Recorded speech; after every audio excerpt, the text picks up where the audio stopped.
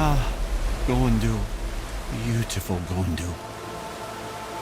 And? Huh? That's it? Beautiful Gondul? No story or anything? Oh, sorry, lad. The sight of Gondul always took my breath away. Gondul had a silver tongue, a sharp wit, and struck a figure so stunning it literally drove men insane. Odin forbid her from setting foot in Midgard after a time, as insanity is not a welcome trait in Valhalla.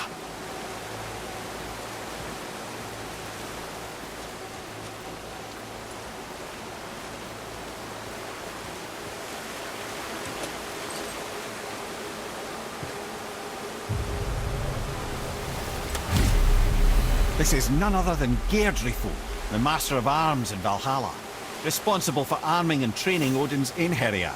His what? His army come Ragnarok. The entire reason Valhalla exists, you see. The Einherjar wait in the Great Hall endlessly, feasting, drinking and fornicating themselves silly. Once Ragnarok begins, Odin calls them into service to fight on his behalf. Geirdriful had her hands full training that lot.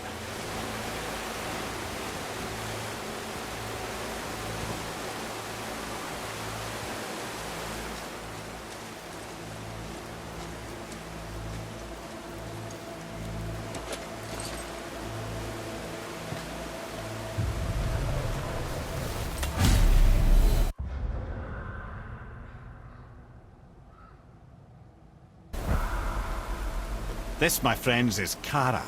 Now, Valkyries are volatile by nature, but Kara, the lass is wild storm personified. A wild storm?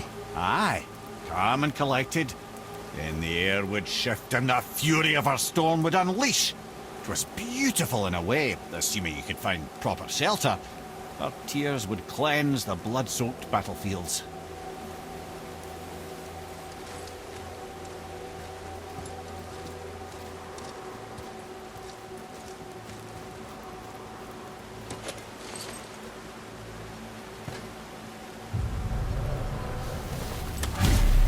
This is Rota, a chooser of the slain. I thought all the Valkyrie did that. Not exactly, lad. Although that is what they're most famous for, and by far their greatest responsibility. You've seen what happens to the dead without the judgment of the Valkyries. Hellwalkers. That's right. Rota, Gunnar, Skuld. Without them to clean up the aftermath of battle, hell overflows with souls meant for Valhalla. A sorry state of affairs. Rota must be beside herself.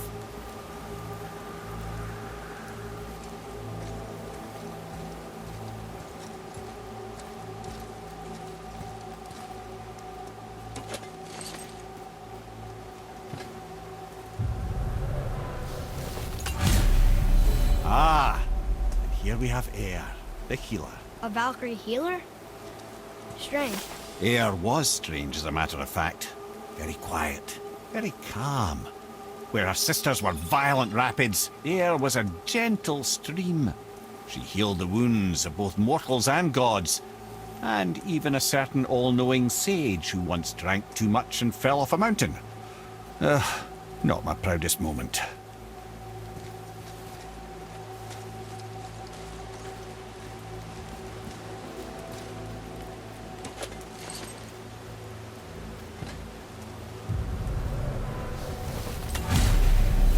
Well, healed her, mistress of battle. She and Odin got on quite well, actually. Her and the other Valkyries, not so much. She would spend most of her time here in Midgard observing discord between the living, and sewing some up herself from time to time. She lived for conflict. Some say she was conflict personified. I wonder what will become of her now that she's free.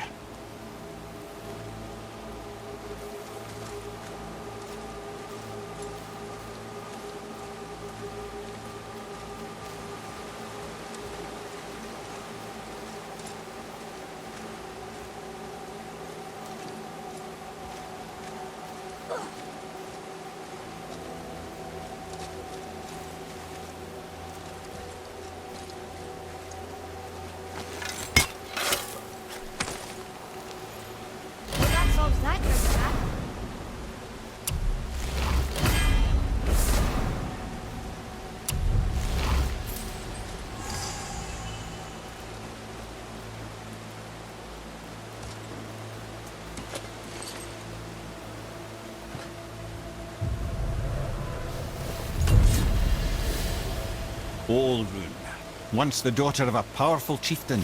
She fell defending him during a Reaver attack. Olrun was escorted to Valhalla, where she chose to devote her afterlife to the pursuit of knowledge above all else. Quite unusual behaviour amongst the constant drinking and feasting of her fellow Valhallian denizens. How'd she end up a Valkyrie? Odin. He saw a kindred spirit in Olrun's single-minded pursuit of knowledge. He appointed her as the Valkyrie's resident historian.